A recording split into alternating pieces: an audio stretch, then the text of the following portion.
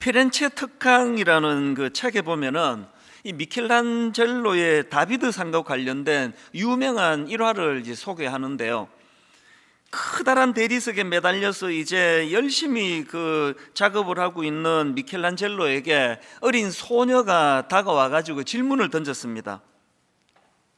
아저씨, 왜 그렇게 돌을 두드리고 계세요?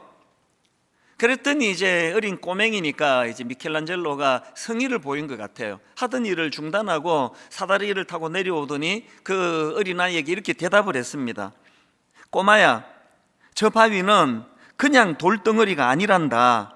저 바위 안에는 천사가 들어있어. 아저씨는 지금 잠자는 천사를 깨우는 중이야. 이제 그 다듬어서 조각으로 다비드상을 만들어가는 과정을 아주 의미 있게 어린아이에게 이야기를 해준 이것이 제 머리에 오래 기억에 남아 있고요. 그런가 하면은 12사도라는 책에서도 이 비슷한 내용이 나오는 것을 제가 보았습니다. 거기서도 이제 어떤 조각가가 멋진 말을 이제 조각을 했는데요. 너무 멋지게 조각을 한 것 같습니다. 그랬더니 어떤 분이 이런 질문을 던졌습니다. 이런 멋진 예술 작품을 조각할 수 있었던 비결이 무엇입니까? 그랬더니 이 조각가도 비슷한 말을 했습니다. 이렇게 대답했습니다. 말처럼 보이지 않는 부분은 어떤 것이든 깎아내버리는 것이 비결입니다. 제가 오늘 본문을 묵상하다가 지금 본문은 예수님의 12제자 명단이 쭉 열거되고 있지 않습니까? 이 본문을 묵상하다가 이 두 이야기가 떠올랐던 이유는 바로 우리 예수님께서 위대한 조각가이시기 때문에 그렇습니다. 너무나 다듬어지지 않은 준비도 안 된 평범한 이런 12명의 제자들을 불러 모으셔서 그들을 주님이 어떻게 다듬어 가시고 제자답지 않은 것들을 깎아내고 그래서 멋진 그런 말 조각상을 만들고 또 다비드상을 만들어내는 그 예술가들처럼 우리 예수님이 바로 그런 영적인 조각가시라는 겁니다. 오늘 살펴보게 될 야고보와 요한 형제에 대해서도 바로 이런 관점으로 볼 수가 있는데요. 자, 오늘 본문 마가복음 3장 17절을 보십시오.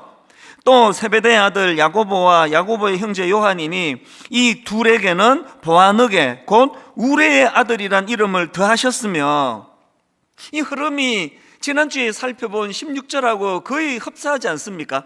16절, 이 12를 세우셨으니 시몬에게는 베드로란 이름을 더하셨고, 원래 이름이 시몬이었는데 예수님께서 반석이라는 뜻을 가진 베드로라는 이름을 지어주셨다. 지금 이 마가복음을 기록한 마가가 지금 베드로의 강력한 특징을 이 한마디로 묘사를 하고 있다면, 오늘 우리가 살펴보게 될 야고보와 요한도 똑같습니다.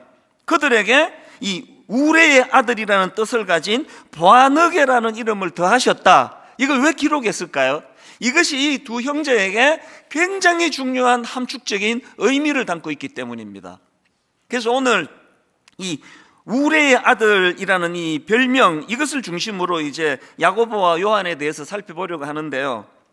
우선 이 별명이 말해주듯이 이 두 형제는 엄청난 다혈질이었던 것 같습니다.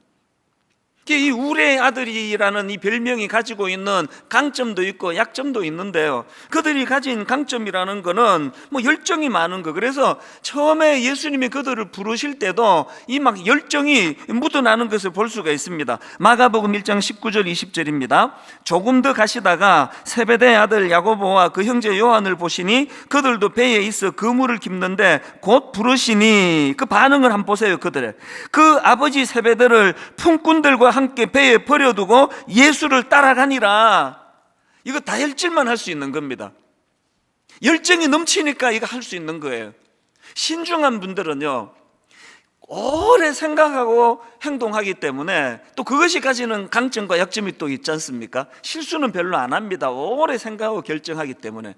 그러나 이 야고보와 요한처럼 막 열정이 많고 다혈질이고 이런 사람들은 실수는 좀 많이 해요. 그러나 이런 분들이 주로 일을 해내는 거 아닙니까? 아, 이게 진리구나, 이게 옳은 거구나, 그 다음 생각 안 하고 행동부터 하는 겁니다. 사실 제가 좀 이과이기 때문에 이 두 사람은 참 너무 잘 이해가 되는 것 같아요. 아니 지금 29살 때 미국에서 이제 금방 비즈니스 가게를 시작하고 그러고 있는데 하나님이 갑자기 저에게 이제 한국으로 돌아가라, 한국의 청소년들을 섬겨라. 저 같은 사람은요, 이게 하나님께 소명을 딱 주셨다고 확신하면 생각 많이 안 합니다. 왜 안 할까요? 생각 많이 하면 100%안 가요. 이래서 못 가고 저래서 못 가고 안 가게 되거든요.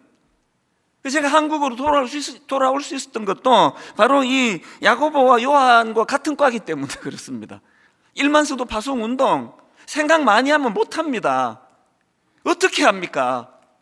그 새벽에 그냥 그 하나님이 전략가 아닙니까? 딱 새벽 오후 3시에 불렀으면 절대 안 가죠. 생각 많이 하니까.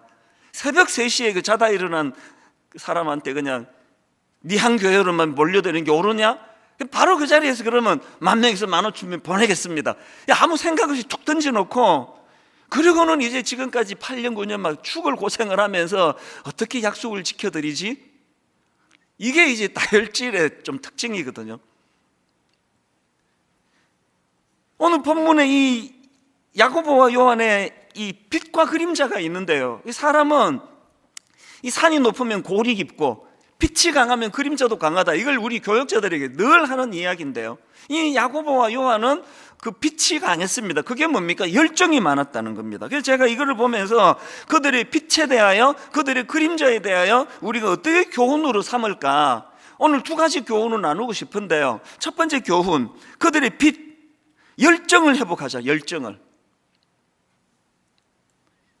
넘치는 열정이에요. 그래서 주님이 부르시면 그냥 가겠습니다. 아버지, 근데 사업체 이 다 버려두고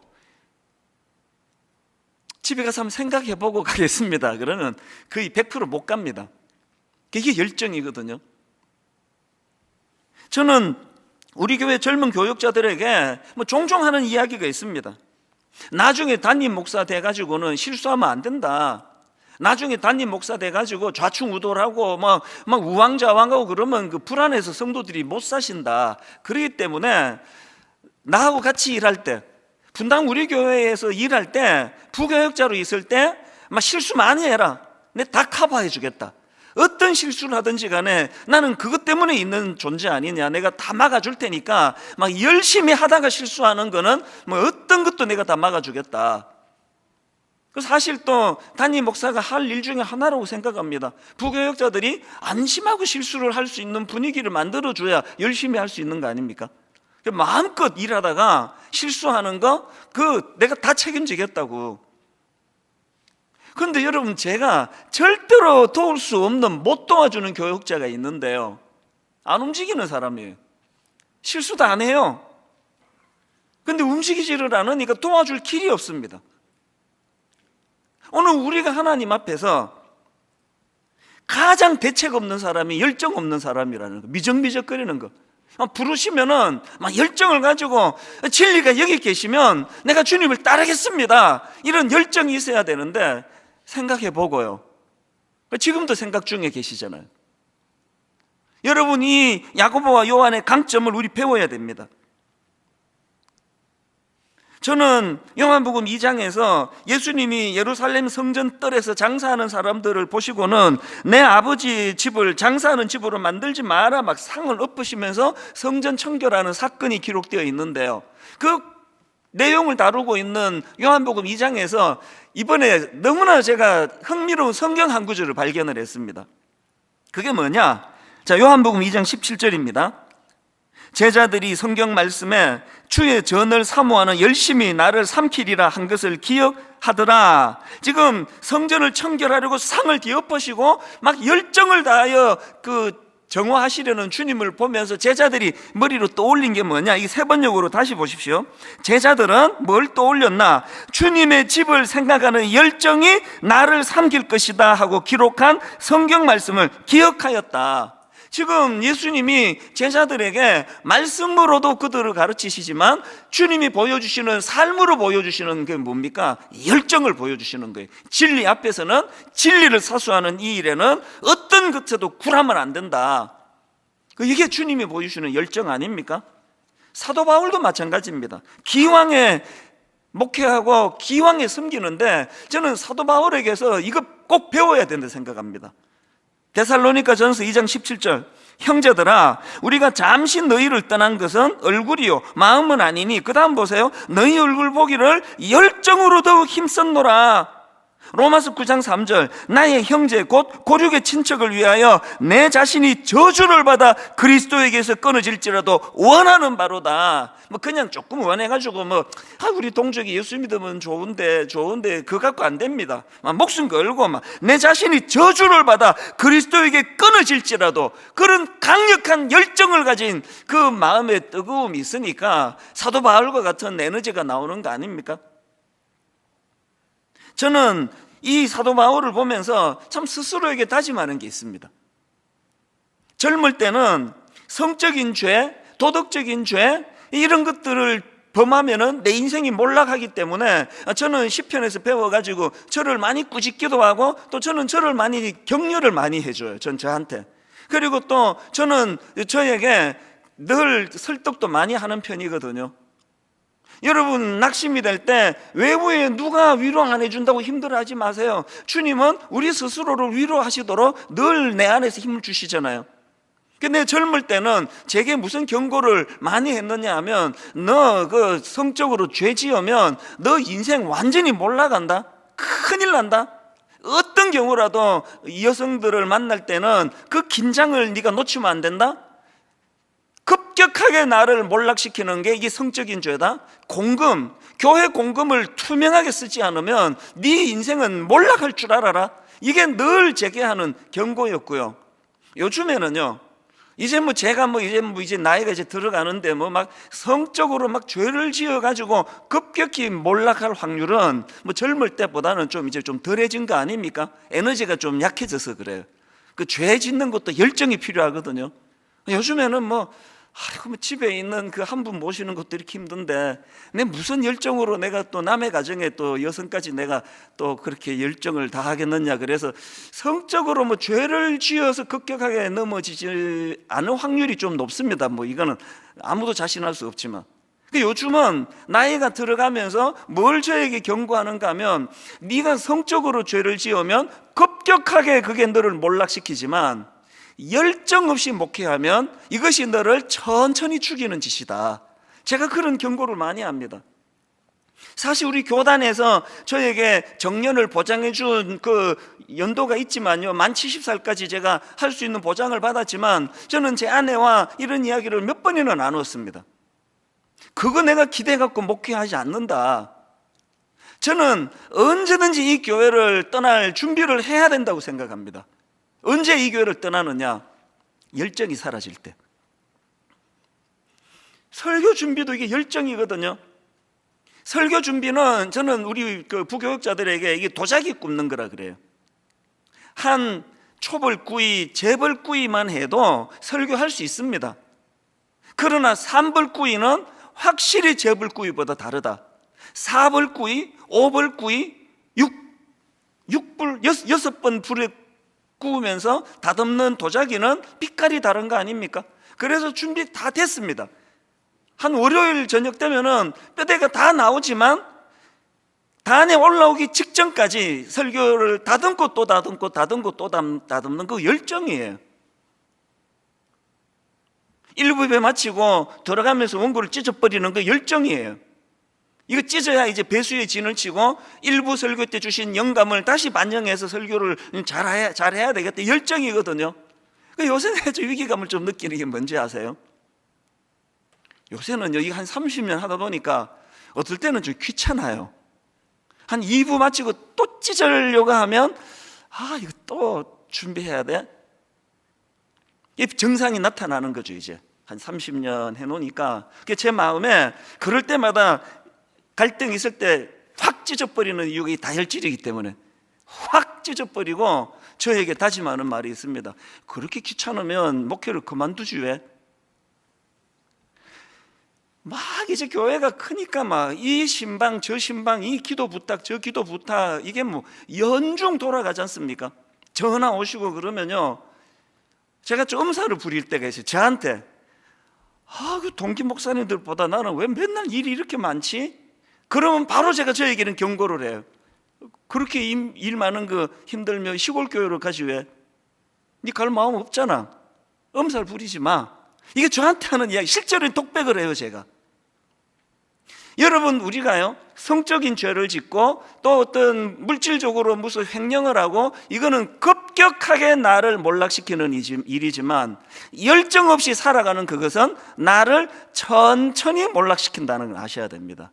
하나님이 우리로 하여금 호흡이 닿는 그날까지 꿈을 가지고 달려가도록 만들었기 때문에, 열정을 다해서 달려가면 달려갈수록 다른 사람에게도 혜택이 있지만 그게 나를 행복하게 한다는 사실입니다. 오늘 여러분 본문에 나오는 이 야고보와 요한을 보면서 여러분 내면에 성령님이 열정을 회복시켜 주시기를 원합니다. 나이가 아무리 들어도, 세월이 아무리 흘러가도 나는 이 열정을 가지고 살아갈 거라고 달려갈 때 거기에 늘 마음에 기쁨이 있기 때문이에요. 그런가 하면 두 번째로, 이제 이 야고보와 요한에게서 보여지는 그림자, 약점인데요, 여기서 우리가 어떤 메시지를, 교훈을 받아야 되느냐. 열정이 중요하지만 두 번째로 다듬어지지 않은 열정의 위험성을 인식하셔야 된다는 겁니다. 비록 야고보와 요한은 열정이 넘쳤지만 불행하게도 그들이 가진 열정은 다듬어지지 않은 열정이었습니다. 이게 얼마나 위험한가 하면은요, 자, 누가복음 9장 51절부터 한번 보십시오. 예수께서 성천하실 기약이 차감해 예루살렘을 향하여 올라가기로 굳게 결심하시고 사자들을 앞서 보내심에 그들이 가서 예수를 위하여 준비하려고 사마리아인의 한 마을에 들어갔더니 예수께서 예루살렘을 향하여 가시기 때문에 그들이 받아들이지 아니하는지라. 이게 어떤 상황인가 하면, 지금 예수님 일행이 예루살렘을 향해 가고 있는데 잠시 쉬어 가시려고 이제 그 사마리아인 촌에 사람을 보내서 알아보게 했더니, 그 마을 주민들이 예수님에 대하여 반감을 가지고 있는지 예수님에 대하여 마음을 열지 않는 거예요. 의도적으로 그거를 방해하는 겁니다. 그래서 쉴 곳을 얻지 못하고 거절을 당합니다. 그랬더니 열정의 두 사나이가 또 나타나네요.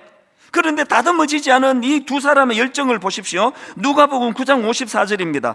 제자 야고보와 요한이 이를 보고 이르되, 주여, 우리가 불을 명하여 하늘로부터 내려 저들을 멸할까 하기를 원하시나이까. 저는 이 구절을 읽으면서요, 정말 우리 하나님이 이 야고보와 요한 같은 성격 다혈질이 않으신 걸 내 진짜 감사했습니다. 우리 하나님이 이 야고보와 요한 같은 불같은 성격이었으면 저와 여러분 여기 한 반 이상은 지금 다 벼락 맞아 다 죽었을 거예요. 이놈의 자식이, 그러면서 그냥 확 막 예배 중에도 막 확. 그런데 우리 하나님은 이런 미숙한 야고보와 요한 같은 그런 다혈질이 아니시기 때문에 끝까지 기다려주시고 참아주시기 때문에 우리가 여기서 이렇게 사람 굿이라고 살아가는 거 아닙니까? 어쨌든 지금 이 야고보와 요한은, 그들은 너무나 열정이 많았지만 그 열정이 다듬어지지 않고, 그 열정이 정돈이 되지 않은 열정이니까, 미숙한 열정이니까 이런 파괴적인 에너지가 나오는 거예요. 아니, 그만 일로 불을 내려 이것들을 다 멸해버릴까요? 이러면 어떻게 되느냐는 겁니다. 아니나 다를까, 그 내용 누가복음 9장 54절 바로 앞에 나오는 49절에 보면은 요한의 미숙함이 그대로 드러납니다. 요한이 여짜오되, 주여, 어떤 사람이 주의 이름으로 귀신을 내쫓는 것을 우리가 보고 우리와 함께 따르지 아니함으로 금하였나이다. 아니 여러분, 예수님 이름으로 귀신을 내쫓는 그 귀한 일을 지금 누군가가 하고 있는데 자기 일행이 아니라고 못하게 했다는 거예요. 여러분, 역사는요, 열정이 많은 사람이 주로 끌고 가는 거 맞습니다. 그러나 여러분, 역사는요, 이 열정은 많은데 이 요한처럼 미숙하고 편협한 사람 손에 붙들리면 온 나라가 다 몸살을 앓는 거 아닙니까? 우리가 한 시대를 움직이는 열정도 필요하지만 그 열정은 주님 손에 통제되는, 다스림을 받는 성숙한 열정이어야 된다는 겁니다. 그래서 저는 이런 다듬어지지 않은 상태의 열정을, 야고보와 요한을 보면서 그런 열정이 왜 위험한가 종종 말씀드리잖아요. 여러분, 통제되지 않는 열정은 칼집 없는 칼 같은 거예요. 열정 없는 게 낫습니다. 에너지가 많은 사람, 일 많이 하는 사람, 막 교회에서도 주로 중진들 보면 다 열정이 많은 분, 그분 너무너무 귀하세요. 그런데 여러분, 한 사회를 위해서도 그렇고 교회를 위해서도 가정을 위해서도 내 열정이 하나님 손에 통제가 돼야 돼요. 그래서 칼이 날카로울수록 열정이 많을수록 칼집이 마련돼요. 칼집. 언제든지 통제가 될 수 있도록. 그래서 여러분 성령의 9가지 열매, 갈라디아 5장 22절 성령의 9가지 열매 맨 마지막 마무리가 뭔지 다 아시죠? 오직 성령의 열매는 사랑과 희락과 화평과 오래 참음과 자비와 양선과 충성과 온유와 맨 마지막에 절제니, 영어 성경으로 셀프 컨트롤. 무슨 뜻입니까? 나머지 성령의 열매들이 너무나 은혜롭게 그것들이 작동되기 위해서는 맨 마지막에 자기를 통제하는 능력, 셀프 컨트롤이 일어나야 된다는 거예요. 이 자기를 통제하는 이 기능이 없는데 8가지가 펼쳐진다. 그거는 교회를 굉장히 의지롭게 만들 위험이 있습니다. 그래서 우리는 항상 하나님의 열정이 필요하지만 이 열정은 주님의 손에 붙들림 받은 열정이 되기를 원합니다. 그런가 하면은 저는 이 야고보와 요한을 보면서 이 통제되지 않은 열정이 가진 위험 하나를 더 발견하는데요. 그것이 뭐냐? 이 통제되지 않은 열정은 야망으로 변질될 위험이 있다는 겁니다. 자, 야고보와 요한 한번 보십시오. 마가복음 10장 35절입니다.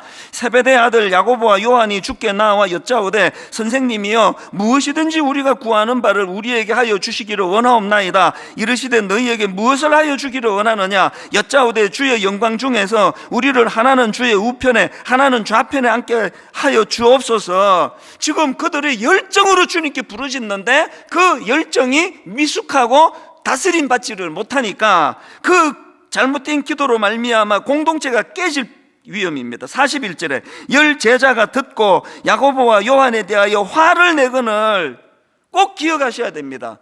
열정이 주님에 의해 다스려지지 않으면 그것이 저급한 야망으로 변질될 위험이 있다는 거예요. 저는 목회자로서 이 위험을 너무나 잘 알고 있습니다. 저 교회를 위하여 온 정성을 다 바치고 교회를 위하여 인생을 다 걸었다고 하는 이런 분들을 뵈면은 존경이 저절로 가지만 그런 분 중에 가끔씩은 저건 야망인데, 저건 자기 영광을 위한 건데, 이런 느낌을 제가 가지기 때문에 일절 판단하지 않으려고 내색은 하지 않지만 그 경고를 저는 저에게 주는 거예요. 내 열심이 주님 손에 다스림 받지 않으면 저급한 야망으로 바뀔 위험이 있다. 내가 이 설교 준비를 위해 가지고 잠도 안 자고 막 열심히 준비했다. 열정 맞습니다. 그 열정이 내가 진짜 유명한 목사가 돼야지, 내 대한민국에 설교 제일 잘하는 목사가 되고야 말 거야. 이거는 저급한 야망으로 변질이 되는 거거든요. 우리의 열정이 타락하지 않으려면 항상 주님의 손에 통제를 받아야 된다는 겁니다.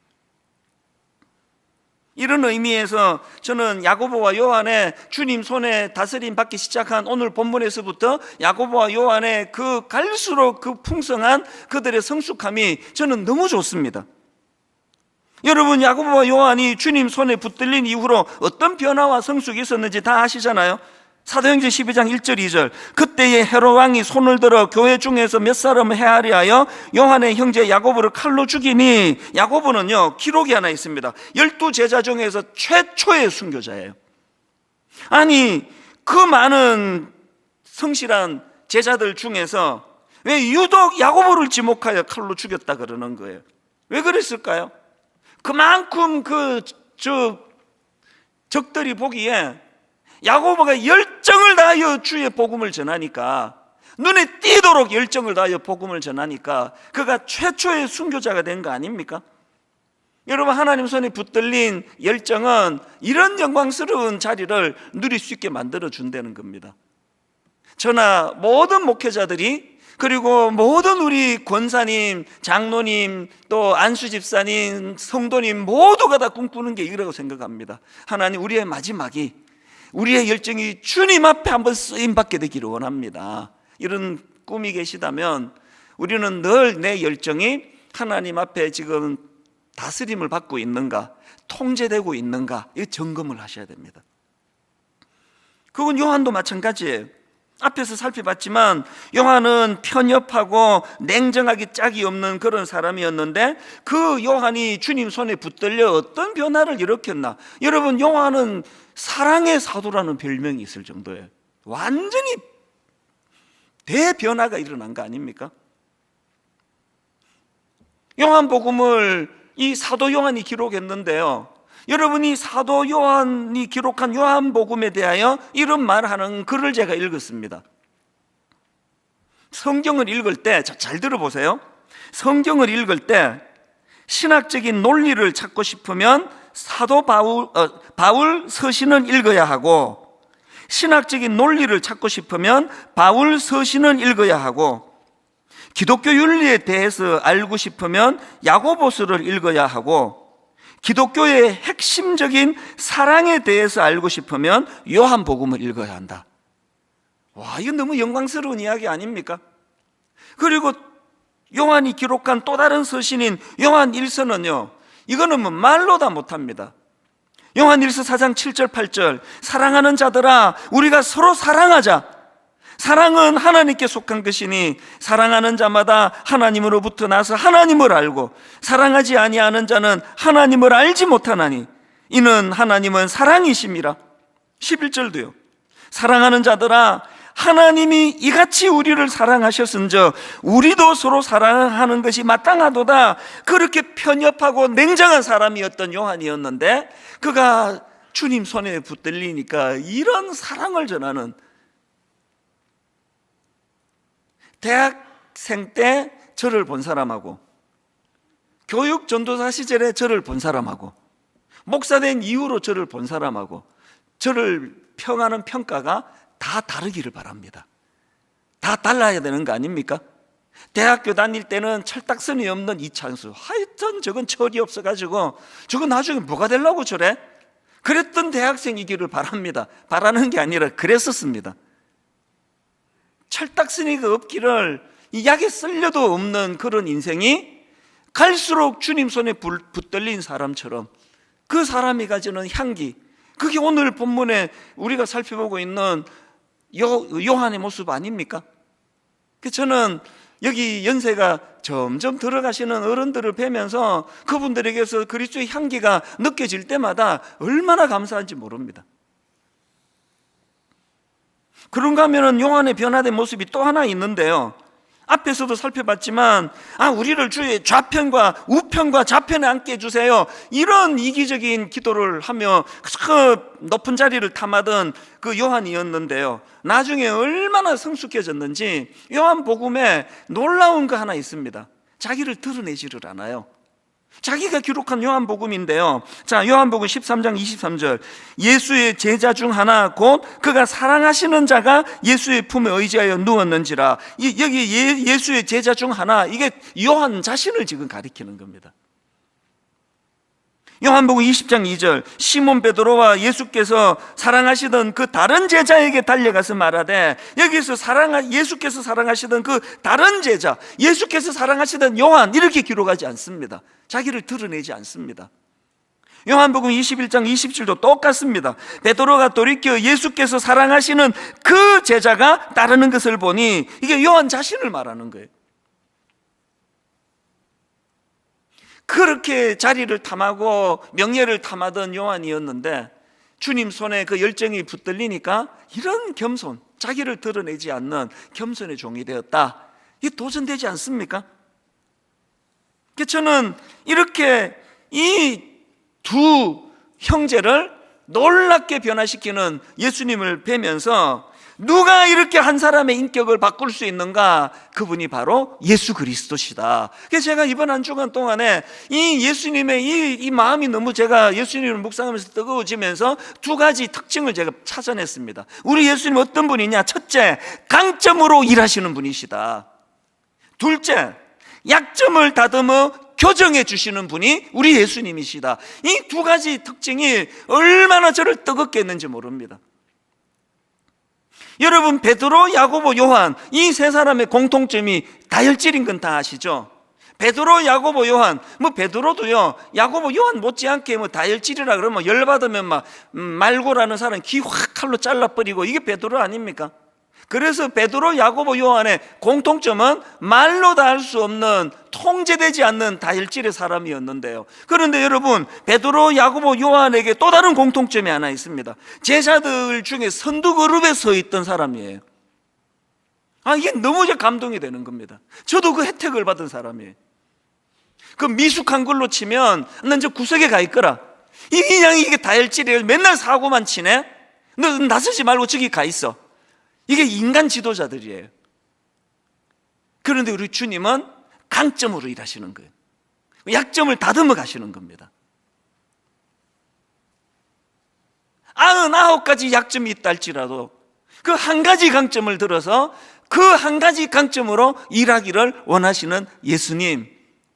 제가 이제 32년 차 목회를 되돌아보면서 바로 이 두 가지 주님의 성품을 내가 가장 많은 혜택을 받았다. 약점으로 치자면 최고로 한 건 나올 게 전데요. 주님은 너무너무 좋은 성도들의 입술을 통해서 저의 강점만을 계속 그렇게 인정하도록 도와주셔서 그 용기를 낼 수 있었던 거 아닙니까? 저는 이게 교회라고 생각합니다. 분당 우리 교회도 강점으로 일하는 교회 되기를 바랍니다. 99가지 강점 보이다가 한 가지 약점만 있으면 내쳐버리는, 이거 교회가 아닙니다. 허물은 덮어주고 약점은 키워주면서 강점으로 일하시는 예수 그리스도가 교회의 주인이신, 그래서 그것을 닮아가는 분당 우리 교회 되기를 바랍니다. 한 가지 아는 후배 목사님 이야기를 하고 제가 말씀을 마치려고 하는데요. 이 목사님은 아버지가 어릴 때 일찍 돌아가신 그런 가정에서 자란 분인데요. 이 간증문을 제가 읽고 엄청 감동을 받았습니다. 내용을 한번 들어보십시오. 저는 부유하지만 예수 그리스도가 없던 집안에서 태어났습니다. 이제 이 친가가 다 안 믿는 집인가 봐요. 대기업 격리 과장이셨던 아버지와 직원인 어머니가 결혼하셨습니다. 믿지 않는 부유한 집안에 신앙인 며느리가 들어온 것입니다. 유일한 버팀목이던 아버지는 결혼 3년 만에 저와 갓 태어난 남동생을 두고 돌아가셨습니다. 아들마저 친가에 뺏기게 될 상황에서 눈물로 기도하시던 어머니는 담임 목사님 추천으로 신학교에 들어가 전도사가 되셨습니다. 유산을 물려받지 못한 채 이모 집 방 한 칸에서 살았습니다. 어머니께서 사역하는 교회에 맞춰 이사 다녀야 했습니다. 물려준 옷을 입고 과자 한 봉지에 기뻐하는 어린 시절을 보냈습니다. 모범생이 되려고 했고 성실해 보이려고 노력했습니다.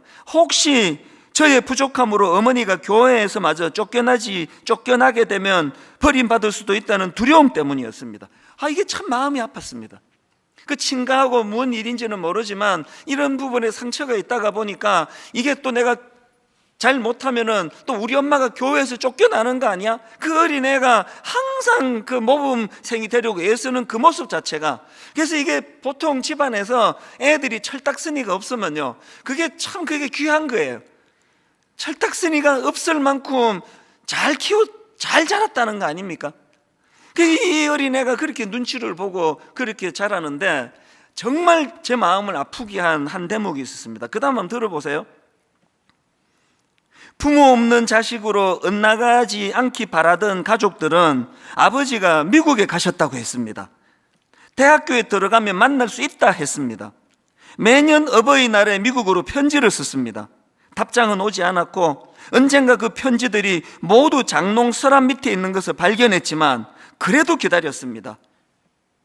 중학교 2학년 수련회 중 사정을 알지 못하는 전도사님께서 설교 예화로 저를 언급하셨고 저는 아버지가 돌아가셨다는 것을 처음 알게 되었습니다. 차가운 바닥에 꿇어 울다 눈물마저 흘릴 수 없을 정도로 탈진하게 되었을 때 주님을 만났습니다. 미안하다. 이렇게 하지 않았다면 너의 마음을 열 수 없었단다. 사랑한다. 육신의 아버지는 없지만 내가 너의 온전한 아버지로 함께 해주마. 나를 사랑한다고 말해줄 수 있겠니? 라고 물으셨습니다. 베드로처럼 네, 제가 주님을 사랑합니다 라고 답했습니다. 그렇게 요한복음 21장에 주님 사랑으로 양을 먹이고 돌보라는 소명을 받았습니다. 여기에 제가 너무 은혜 받은 게 그 지점이 있는데요. 여러분, 이렇게 아버지가 미국에 계시는 줄 알고 그 많은 편지를 써 보냈더니 그 편지 더미가 붙이지 않은 장롱 속에서 발견이 되는 아픔을 경험한 이 어린 아이에게 처음으로 중학교 2학년 수련회에서 아버지가 돌아가셨다는, 그래서 울고 또 울고 눈물이 마를 정도로 울었던 그 밤인데요, 내버려 뒀더라면 평생의 이 어린아이에게 트라우마의 밤 아닙니까? 인생을 절망으로 몰고 간 그 밤 아닙니까? 그런데 놀랍게도 주님은 그 절망의 절망직인 울어 더 이상 눈물이 말라 나오지 않는 그 밤에 주님은 이 어린아이를 만나주시고 그에게 목회자로 소명을 주셨다는 사실이에요. 그리고 두 번째로 제가 감격하는 대목 지점이 있는데요, 내버려두면 이게 가장 약점 아닙니까? 내버려둔 이 목사님에게 이것이 열등감이 될 수 있는 소지 아닙니까? 그런데 이 목사님에게 자기가 경험했던 그 어린 시절의 그 기억으로 말미암아 맨 마지막에 간증이 이렇게 결론을 내립니다. 소명 이후 하나님께서 저를 준비시키셨습니다.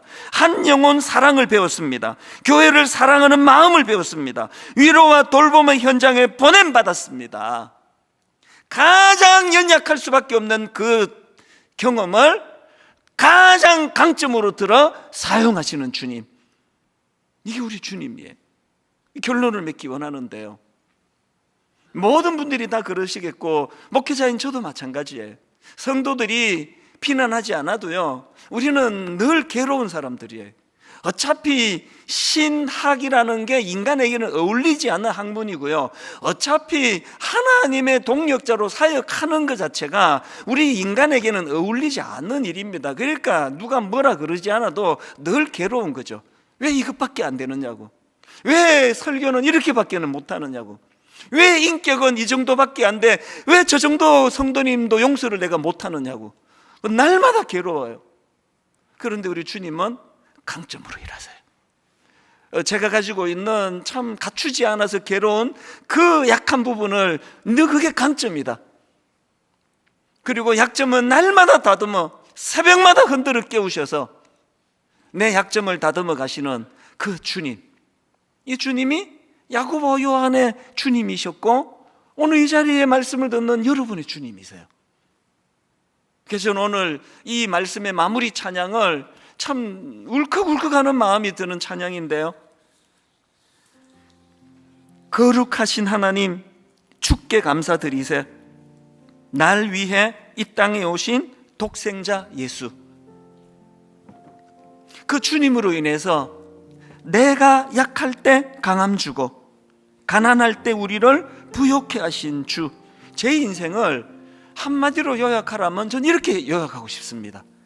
내가 약할 때 강함 주고 가난할 때 우리를 부욕해 하신 나의 주, 내 인생은 이렇게 요약될 수 있다고 저는 생각합니다. 저만이겠습니까? 오늘 강점으로 일하시는 주님과 달리 세상은 끊임없이 우리들의 약점을 들추어냅니다. 넌 이래서 안 된단 말이야, 넌 저래서 안 된단 말이야. 여러분, 그 세상에 속임수에 놀아난 우리였는데 오늘 이 말씀을 통해 주님, 그렇군요, 그 목사님 중학교 2학년 때 인생의 가장 절망적인 그 밤을 재료로 하여 목회자로서의 소명을 주신 분이 그 주님이시라면 우리도 눈을 들어 약할 때 강함 주시는, 강함으로 일하시는, 우리의 약함은 다듬어 빚어가시는 그 주님을 붙잡는 인생 되기를 원합니다. 우리 성령의 영감을 받아 그 마음으로 이 찬양을 함께 불러드리면 좋겠습니다. 같이 찬양하기 원합니다. 거룩하신 하나님,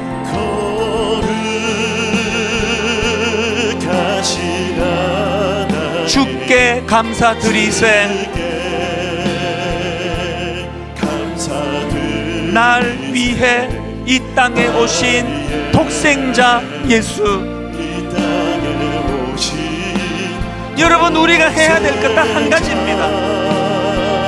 나의 마음과 뜻 다해 주를 사랑합니다.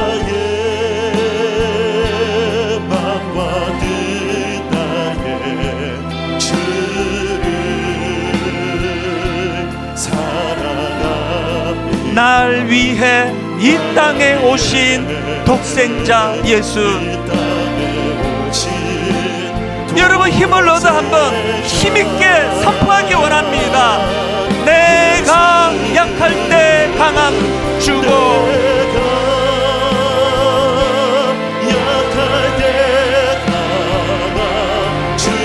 가난할 때 우리를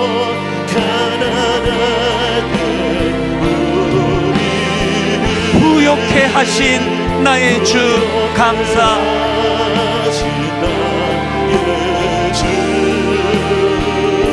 다시 한번 선포하기 원합니다. 내가 약할 때 강함 주고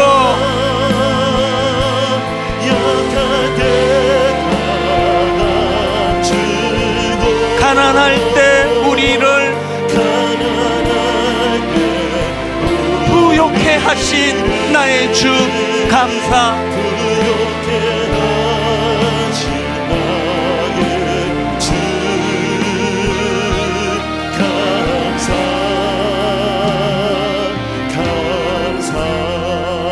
다시 한번 이 찬양 부르기 전에 저는 여러분에게 눈물로 촉구합니다. 제가 고백했듯이 모든 분들이 누가 차라리 지적을 하면 덜 아파요. 내가 나를 신뢰할 수 없을 때, 하느라고 했지만 잘할 수 없었던 기억 때문에. 저는 요즘에 한 32년 목회를 쭉 되돌아보는 시간을 자꾸 저절로 가져요. 기억을 떠올리다 보면 지워지지도 않고 잊혀지지도 않고, 어떻게 이런 실수를 했을까? 너무너무 가슴 아픈 기억들이 덕지덕지 붙어있는 게 내 인생이더라고요. 그런데 강점으로 일하시는 주님, 약점을 허물로 너 이제 자격 없어, 네가 무슨 목회자야, 세상의 논리로 탓하지 않으시고 강점을 들어 일하실 뿐만 아니라 나이가 들어가면 갈수록 약점을 고쳐주시는, 다듬어주시는. 오늘 여러분 이 찬양을 부르실 동안에 이 두 가지 은혜로 지나온 여러분의 삶이 반추될 때 그것이 너무 비참하고 너무 초라함으로 무너지는 것이 아니라 감격의 눈물로 이것들이 열매를 맺어지면 좋겠습니다. 우리 찬양 같이 참 성령의 은혜를 힘입어 한 번 더 이렇게 노래하기 원합니다. 거룩하신 하나님 주께 감사드리세.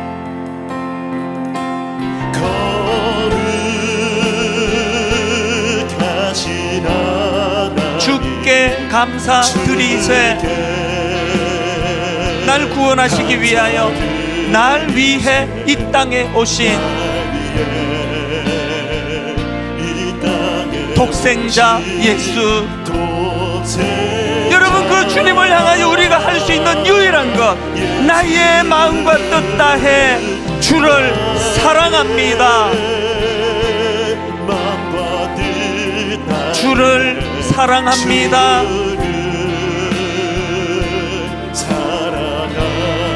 날 위해 이 땅에 오신 독생자 예수. 여러분 한번 힘을 얻어 선포하기 원합니다. 내가 약할 때 강함 주고, 참 보잘것없는 인생이지만 가난할 때 우리를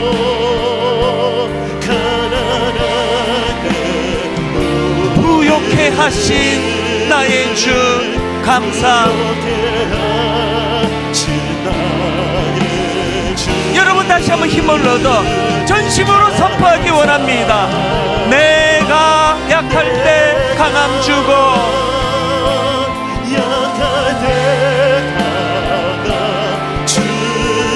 가난할 때 우리를 부욕해 하신 나의 주 감사.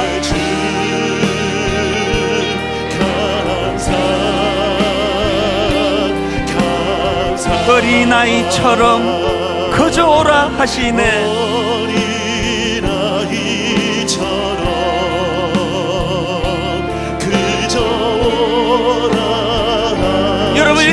고백하시겠습니까?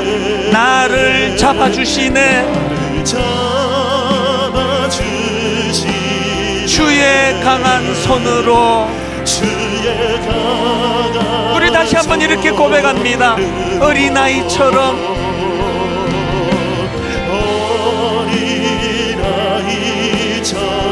조건 없습니다. 그저 오라 하시네. 나를 잡아주시네, 주의 강한 손으로. 전심으로 선포하기 원합니다. 잡아주시네. 할렐루야.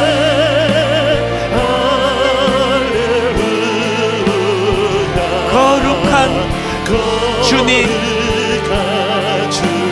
잡아주시네.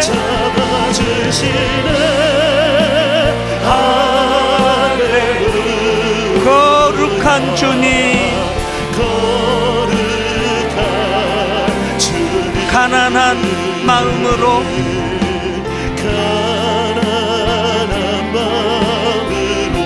주께 가기만 하면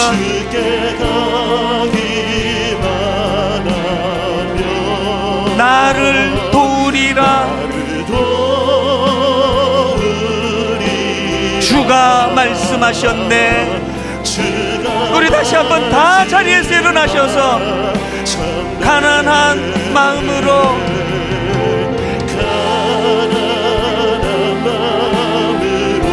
주께 가기만 하면, 여러분 이 사실을 꼭 기억하셔야 됩니다. 나를 도우리라.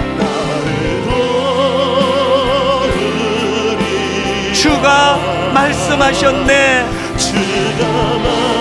이 말씀 붙잡고 선포하기 원합니다. 도와주시네. 할렐루야. 거룩한 주님, 도와주시네.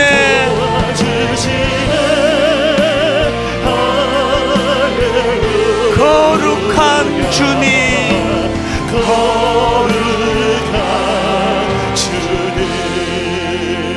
오늘은 두 가지만 붙들고 기도하기 원합니다. 강점으로 일하시는 주님, 나는 늘 나의 약점에 집중하고 있었습니다. 이래서 안 돼, 난 저래서 못해, 내가 어떻게 해내겠냐고 세상의 목소리에 속아왔습니다. 주님은 오늘도 강점으로 일하시는 분이에요.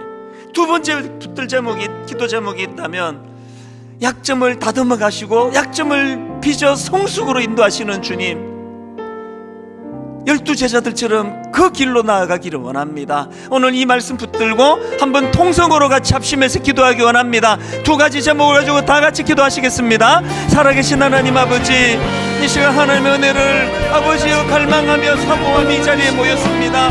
예배를 통하여 온전한 인격의 변화를 가져다 주는 주님을 만나고 경험하기를 원합니다. 예배를 통하여 일하시는 그 하나님을 만나기를 원합니다. 경험하기를 원합니다. 오늘 하나님 아버지, 어린아이처럼 자격 없는 자에게 그저 오라 부르시는 그 주님, 나를 잡아주시고 나를 도와주시고 강한 주님의 손으로 붙잡아주시는 그 하나님 아버지, 오 하나님, 이 땅에 발을 딛고 살아가는 저희들인지라 끊임없이 약점을 지적해내는, 너는 이래 살 수가 없고 너는 저래 살 수가 없다 지적하는 이 세상의 논리 아래 하나님 아버지, 우리 자신이 너무 위축되어 있었습니다. 하나님, 우리 자신이 너무나 그 굴레 아래 아버지 매여있고 묶여 있었습니다. 강점으로 일하시는 주님, 99가지 약점들 가운데 드러나는 한 가지 강점을 보면 하나님은 바로 그 한 가지 강점으로 우리를 일하신다는 그 사실을 기억하기를 원합니다. 그런가 하면 주님, 약점을 다듬어가 주시는 주님, 너무너무 부끄러웠던 순간들이, 너무나 미숙했던 그 많은 기억들이 하나님 세월이 가면 갈수록 그 주님의 손에 붙들려 빚어져가고 다듬어져가고 하나님은 이 시간 은혜로 사모하며 바라보기를 원합니다.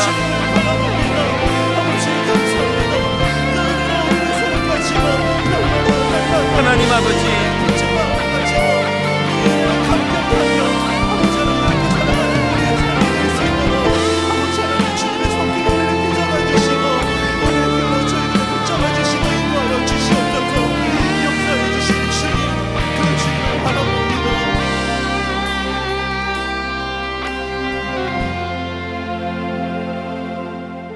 우리가 이 보배를 질그릇에 가졌으니, 우리가 이 보배를 질그릇에 가졌으니 이는 심히 큰 능력은 하나님께 있고 우리에게 있지 아니함을 알게 하려 함이라. 하나님, 이 귀하신 보배 되신 주님이 내 안에 계시기에, 그래서 아버지, 약점투성이인 제가 그럼에도 강점으로 일하시는 주님 손에 붙들릴 수 있게 되었고, 보배 되신 그 주님이 내 안에서 오늘도 일하고 계시기 때문에 나 자신도 내가 실은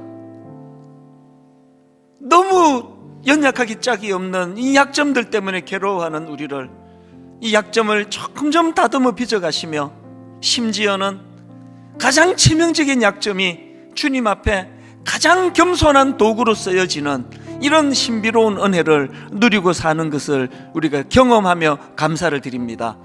이번 한 주간 늘 자신 없어하고 늘 내 내면에 들려지는 악한 목소리는 너 같은 게 뭘 하겠느냐고, 누가 너를 신뢰하고 너를 사랑하겠느냐고, 하나님 이런 세상의 소리를 뛰어넘는 우리 손을 붙잡아 주시며 조건 없이 어린아이처럼 그저 오라 불러주시는 그 은혜로 너무나 가슴 벅찬 한 주간이 되도록 하나님 친히 인도하여 주시옵소서.